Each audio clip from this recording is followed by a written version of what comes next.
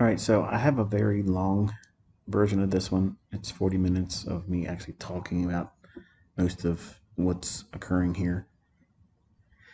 It's very, very boring. It's very dry. If you wanted to see that one, and not, this is a voiceover what I'm doing here, but I promise you it's not all that enlightening. It's just me talking about what I think is going to happen, um, how I started the day up here trying to get a losing trade because someone said, show me a losing trade, but then when it failed to be a loser because I wanted to see it get stopped out and then show that on Twitter. I actually identified it as the smart money reversal and low risk sell, which I actually sold short in. And then I did the second stage distribution here, market maker sell model, which is not like off, by the way.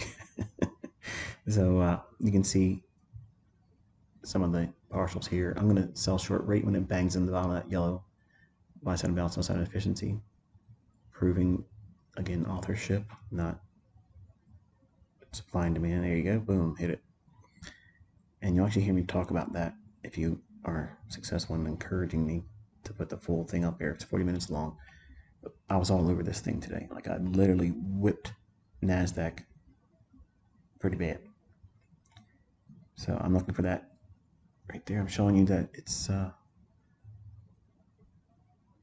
a fair value gap and the sell side resting below the 1220 lows, which is the original consolidation for a market maker sell model.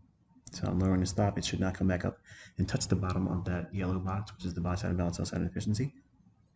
And it should sell off here because there's a small little gap there. And we're inside the 3 o'clock hour, so it needs to seek the sell side below 15,289 and a quarter, and then the fair value gap shaded in blue. There's one partial and lower the stop. It should not come back up for that, but if it does, that's fine. But here's my ending.